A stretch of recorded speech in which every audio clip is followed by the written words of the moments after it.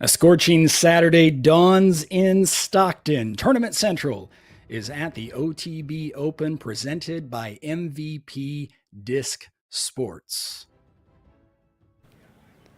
Hello and welcome, Grant Sellner and Zoe Andike on the ground in Stockton. Zoe, it looks like it's going to be a very hot day. Temperatures forecast to be in the 90s. How are things thus far this morning as the FPO cards venture out for day number 2?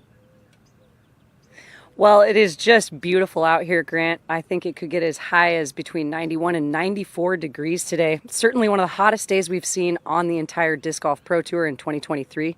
So far in the practice field, the ladies are looking strong, confident. There's not much wind in the air, and it is moving day. So I get goosebumps right now just thinking about the action.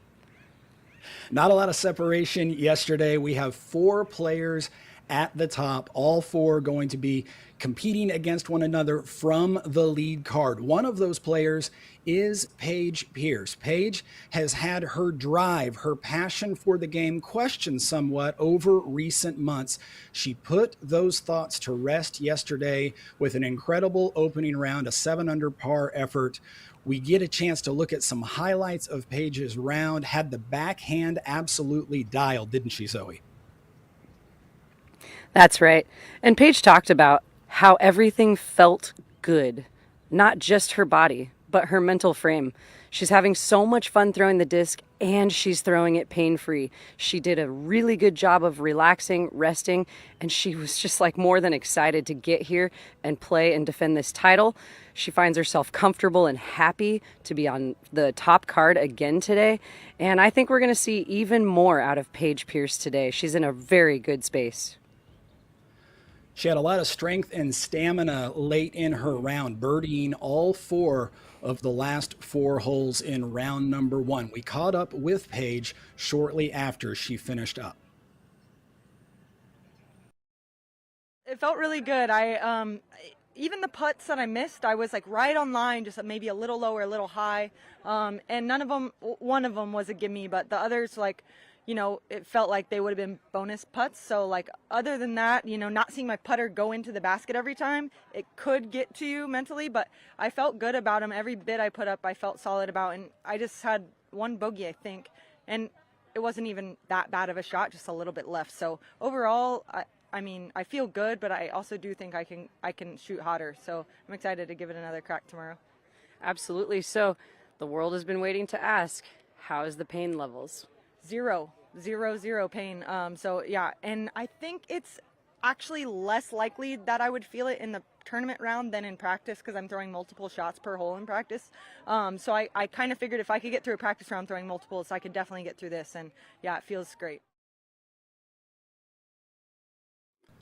Zoe, with so many players hot on Paige's heels, and in fact, 3 other players tied with Paige, I'm wondering how much she is going to push that elbow. Before the tournament, she said she'd play to about 60% give or take in terms of how much effort she'd put into her shots.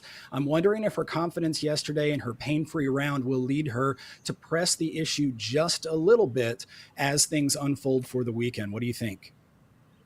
Well, Grant, honestly, with the experience and the time that Paige has on the professional disc golf pro tour, I mean, even before the DGPT, Paige was touring. So, from a very young childhood age up until now, present, she's got the experience, she's got the coaching, she's listening to all of the people. I think Paige is going to play smart golf and she's going to preserve that arm. And, you know, you can golf your way to the top of the podium. And I believe Paige has that inside of her today. No doubt about it. She's got that trio that will be teeing off with her. One of those, Owen Scoggins. We talked about Owen yesterday, the highest rated player in this field. Owen on the lead card is a win for everybody, and we'll get a chance to hear from Owen after this break on the Disc Golf Network.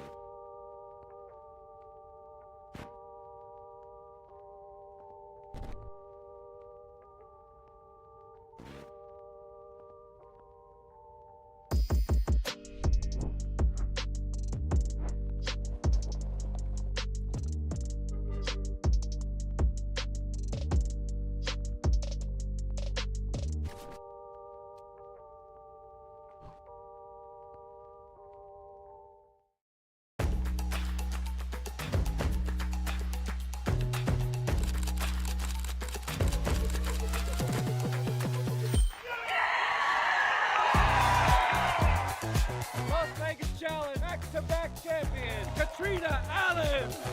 She's done it. Kristen Tatar. Champion, Oakland and Austin. Paige Pierce.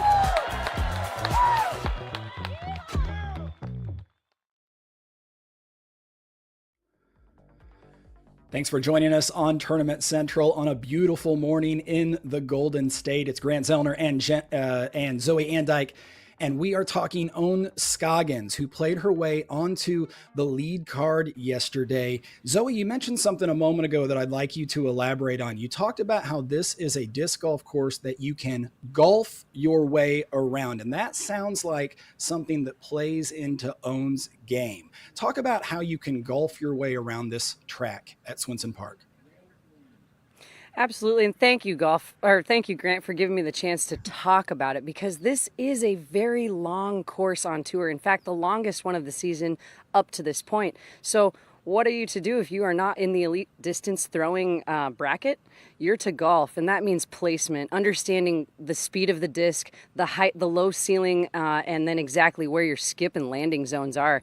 Owen Scoggins had a hard time getting the putter hot in the early round yesterday. Of course, as we know, and Owen does, the putter did eventually heat up, but she was able to maintain those. She got all those birdies and pars because she had the placement and the proper skips with her distance drivers. That's exactly how Owen is in this position right now. That cranked over forehand that she releases on an extreme Anheuser angle, it never seems to get more than 8 or 10 feet off the ground. And Owen also mentioned that she has worked on her distance and that she, in her words, has added maybe 10 feet. I think she's being modest there. I think that she has begun to add a little bit of distance with both the forehand and backhand, and surely it's paying off this week. That's right, Grant. In fact, on hole 18 yesterday, we saw Paige Pierce tee first and make it to the corner. Then Ella Hanson crushing it past Paige's drive. And then lo and behold, Owen with an overstable and the perfect angle driver. Her forehand was the best of the bunch. I wouldn't count Owen out in distance at all. The work has certainly paid off. No doubt about it. Talking distance now and switching to another of our foursome at the top, Emily Beach out of Ninnekah, Oklahoma. She knows how to play in the wind. She's left-handed, which I think lends itself well to several of the holes here at Swenson Park. You combine that with her power and her ability to find a route that none of her other card mates can utilize. it was the lone hot round at the time when she finished her round much earlier in the day than everybody else. How do you think Emily will cope with playing with all the spotlights on her today? Well, I think there's a couple things to be considered here, Grant. Yeah, when we bring cameras and spotlights, as you quoted it, this can add way more pressure and take away from the mental focus of a player. So I do worry just a little bit about that. However, Emily has put in some time on tour. She was our rookie last year. She's used to these courses. She's on her second or even third tournament rounds at some of these places. So hopefully we're going to see some of that experience now convert. And I'm really pulling for Emily. It's nice to see another face like that on the card. She has all the power and distance in the world, and we just hope she can keep the focus on herself. We had a chance to hear from Emily Beach right after round number 1. Oh gosh, it was an emotional roller coaster, I'll be honest. I had kind of a shaky start. My upshots weren't feeling too great, but I have a great caddy and he was able to help me kind of figure that out. And then after that, I was smooth sailing, so it felt good. It feels, I know, emotion-wise, I don't know. I'm glad I played well. My ultimate goal is 10 or better, 10 under or better each round. That's, kind of a hefty one, but I think I can do it. Zoe, all of our top quartet shot 7 under par yesterday, and I think every single one vocalized the thought that there's more out there to be had. None more specifically than Emily Beach, who just mentioned that she feels like 10 under par is doable on this track. Do you agree? I actually do agree, and we heard an interview from Owen as well earlier that a couple of bogeys with all those birdies, she could see a 9 or a 10 down as well. Emily Beach is laser focused. Hearing that interview even makes me feel like she does have what it takes to keep it together and keep the focus, clean up that one bogey stroke, and potentially even capitalize on a few of those pars into birdies. So I think we're going to see some big things and a better score than 7 down on the course today. Well, Friday is a work day for many people. You may have missed out on round number 1. Not to worry. We'll get you everything that you need to know, that is, about Swenson Park and the track here at the OTB Open on the other side of this break.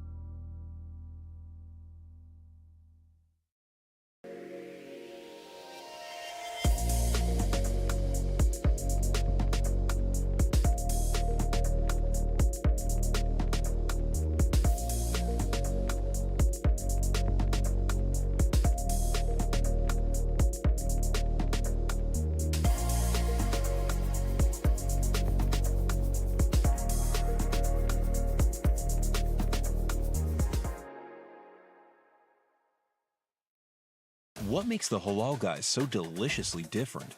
You might have heard of our famously long cart lines that NYC fans happily stand in. Today, with over 100 plus restaurants across the globe, we are your place to experience authentic American halal. Enjoy our delicious falafel, Euro sandwich, platters, and sides topped with our famously flavorful white and hot sauces. Order online today and taste how we make difference so delicious. The Halal Guys, bringing something deliciously different to the table.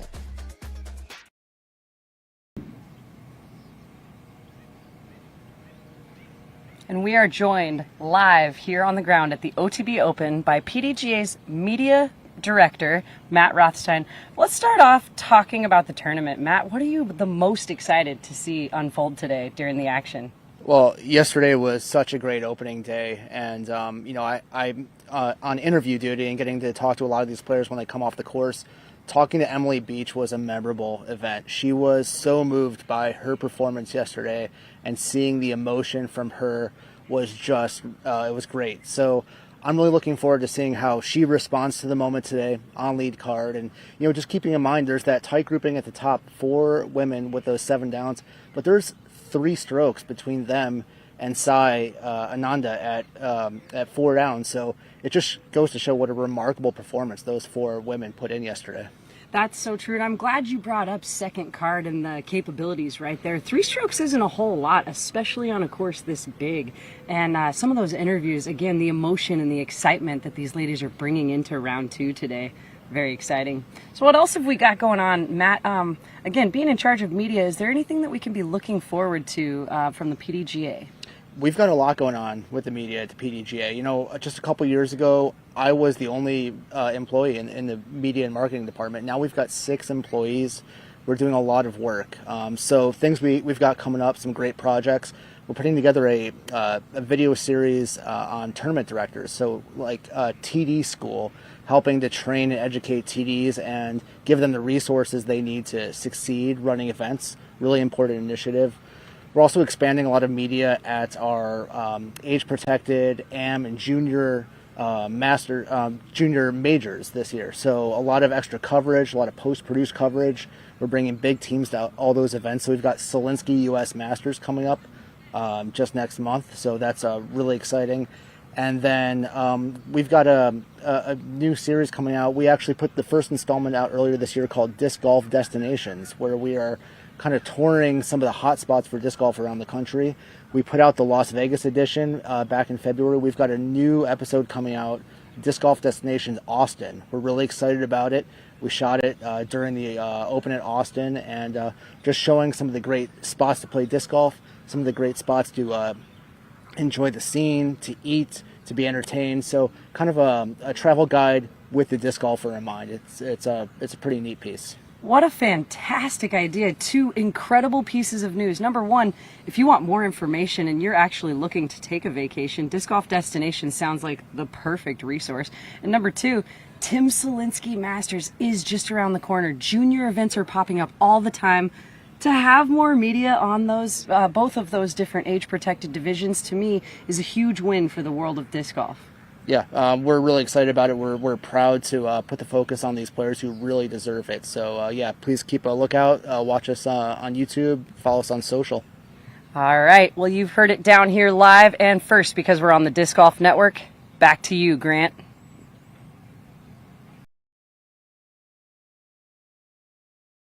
There in California. I really appreciate it. We're going to get a closer look now at the track around Swenson Park. Let's get a course preview. Welcome to the West Coast. We're here in Stockton, California at the Swenson Park Golf Course for the 2023 OTB Open presented by MVP Disc Sports.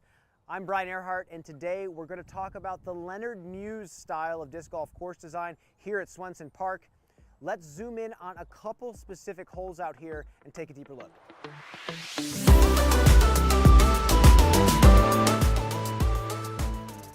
Hole 11 is a 669-foot FPO and 834-foot MPO par 4 with lots of options to consider.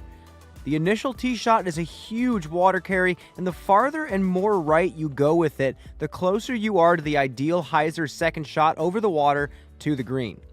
If your drive lands near the middle or left side of the fairway, you're forced to deal with these massive guardian oak trees with very low-hanging branches, making this one of the most well-protected greens on the entire property. You can try throwing a low-line drive straight under the ceiling and slide up to the pin, or you can test your sidearm power and smash a flick down the left side and flare skip into the circle. No matter how you choose to play hole 11, every shot must be well executed. On to hole number 17, the iconic Peninsula hole. When the wind picks up here, it's definitely the most nerve-wracking second shot on the entire course for a lot of players. The opening tee shot is a low-ceiling driver with lots of speed and hopefully some skip at the end. The goal here is to cover at least 350 to 400 feet to get yourself to a lie where you can make a decision to run at the green for birdie. The interesting part about this hole are the mounds that are placed perfectly to tempt players to play shorter than they'd like in order to play from flat ground. If you get a hold of your drive and end up landing on one of the mounds, the up or downhill footing for your second shot can be just annoying enough to cause you to overthink and put your approach in the water. Despite the course being on relatively flat ground, Leonard Muse has done a phenomenal job of creating a variety of shot options for players to choose from, as well as tension and discomfort at very intentional moments on this course. It's shaping up to be yet another great week of competition here on the Disc Golf Pro Tour. For Tournament Central, I'm Brian Earhart.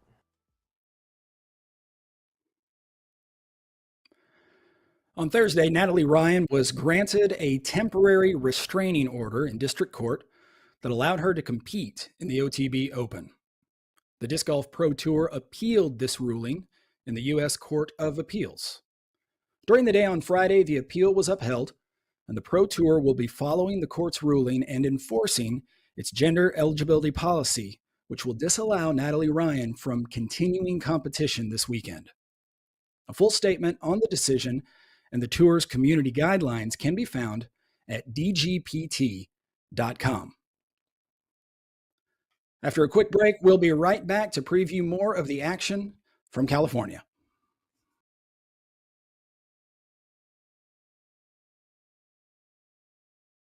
Practice. It's the difference between good and great. Distractions are obstacles. Eliminate them and see how far you can go. Drama all the way to the final hole. Kristen to win the Waco Annual Charity Open. She's done it! Kristen to tar.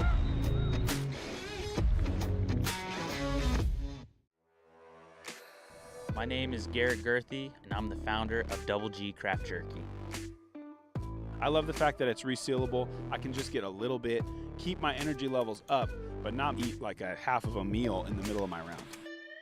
My favorite bag is the smashed cracked pepper. That's my perfect salty snack. This is my go-to, the Sexton Sweet and Spicy.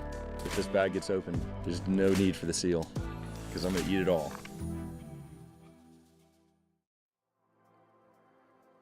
Welcome back to Tournament Central from the OTB Open. We are moments away from live action. And if you're joining us right now on YouTube, make sure you head over to discgolfnetwork.com to see rounds 2 and 3 play out live.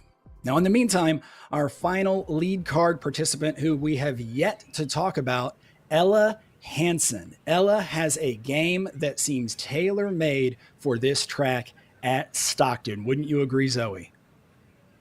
Couldn't agree more. And it was this time and this event last year when Ella actually filmed her initial Crush Girl on Discmania kind of debut with Eagle McMahon and Simon Lizotte. So Ella definitely has this natural, unbelievable talent of throwing distance shots. And if you want to come up and have easier opportunities to get birdies, potentially even eagles at Swenson Golf Course, that's what it's going to take. And she's got elite distance, both forehand and backhand shots. Her putting yesterday, though, was definitely what she leaned into. She couldn't quite find her stride off the tee box until later in the round. A bit of a roller coaster in the beginning, as we can see from the scorecard, but finishing with 5 birdies and a birdie on 18 at that. One of very few in the field to get it. Ella's looking to clean up some strokes and clean up her game from the tee box today. And man, I am excited to see. I think we're going to see some rollers coming out of Ella on at least 2 planned tee shots. The distance in the rollers, the distance in the air. She's got it all. Always a gamble when you go to the roller, but it can sure pay off. Let's take a quick look ahead at what will be this afternoon's action on the MPO side of things. Isaac Robinson in the lead by himself. Isaac trying to shake his reputation of being a woods player, and I think doing a pretty good job, right? I really couldn't agree more on that one. Isaac is just really coming out swinging this year. We've seen some incredible performances. What we saw at Champions Cup and being the best wooded golfer, that is harder in my mind to be really great in the open air. And we're seeing that he has got the solo lead right now over some insane elite distance throwers. This guy is good in the woods and in the open air. This guy's good all around. Have you seen his putting? I mean, we saw so many of these Zuka replays yesterday. The thing is that Isaac's full game is really on fire right now, and he's coming into the West Coast stretch hungry to prove, woods or open air, he wants the podium. So controlled off the tee, and as we all know, one of the better putters in the game from that 30 to 45 foot range and beyond. We caught up with Isaac after his opening round. My game feels really good. I feel like I can look at a spot and I can put the disc pretty much exactly where I want it. So, you know, just feeling in the zone and feeling ready to attack these courses. You know, I want the Circle 1 putts back. I think they were all 25 and in, so even on, you know, on the shorter side of Circle 1. So I really wanted to make those. The drives felt good. The putting, Circle 2 putting felt great. So yeah, just hitting those landing zones and trying to stay, you know, safe and not throw out of bounds. I'm known as a woods player, and it's great to be known that way, but I also want to kind of break that and just, you know, be known as a good all-around player. So coming out here, attacking these open courses, these longer courses, I'm looking forward to it. Well, there it is, Zoe. We've heard from all the leaders, and everybody sounds like they are ready to go. What do you expect to see right out the gate this morning? Action. I actually plan to see a bunch of hole 1 parked shots and birdies. They might be under the bucket, they might be from Circle 2, but I see these girls coming out swinging this morning, and I am very excited to be the on-course commentator. Well, we'll take one more break before we greet you one last time and send you to live action. You're watching Tournament Central on the Disc Golf Network.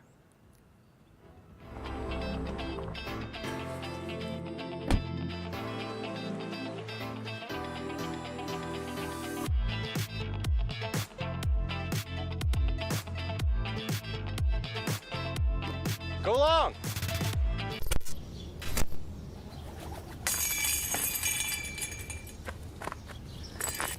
Whoa. Hey, over here.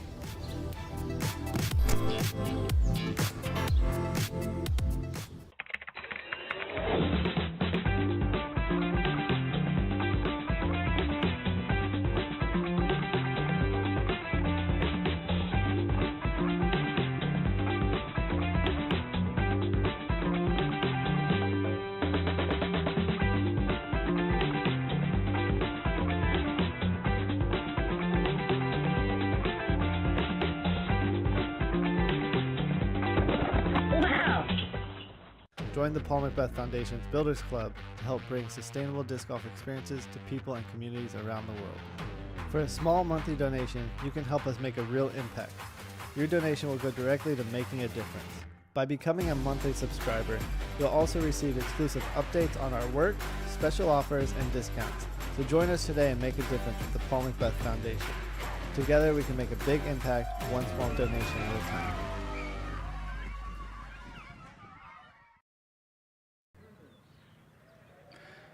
Welcome back to Tournament Central. We're moments away from live action on the course. One player we haven't spoken about yet, Zoe, is Sai Ananda. She's the closest pursuer to that lead quartet. She's sitting in 5th place, 3 strokes behind. Sai is coming off of a pre-planned layoff. This is her first event back. What did you see from Sai? What we saw yesterday out of Sai Ananda was very solid play. She did have a planned break, as you just mentioned, so that she could come back refreshed, totally skills sharpened, and ready for the West Coast. Sai being from the Northwest, I think she resides in Spokane, Washington, it's very important to her to come back to these West Coast events that she's been playing for years and play them solid. She wanted to be in her happiest place, and as many of us have identified, we're playing our best golf when we're happy. Well, Sai took that one to the next level. Although young, the experience has concluded in her life and in her game. When she's feeling happy, the disc is coming out of her hand better than planned, and Sai is in a very, very happy space. I think this planned break did a lot for her, and she is looking sharp. If anybody's going to make a charge today, I'd say keep your eye on Sai. I certainly agree, especially because Sai talked yesterday about the fact that she had to shake off the nerves a little bit, particularly in the middle portions of her round. Hopefully that was that shot of adrenaline that you might expect from someone coming off of a layoff, back in front of the crowds, back in a situation where every shot matters, every shot counts on the scorecard. Sai went through that yesterday and came out on the other side with flying colors. So I agree. I think she is going to be one of the players to watch from the chase card, pursuing a tightly matched bunch at the top. Zoe, I want to thank you for everything as you are on the ground, getting ready to head out as the on-course reporter for the main broadcast. All of you viewing, don't go anywhere. Live action coming up on this stream right here on the Disc Golf Network. It's moving day at the OTB Open, presented by MVP Disc Sports. Grant Zellner signing off for Zoe and Ike. We'll be back after the round.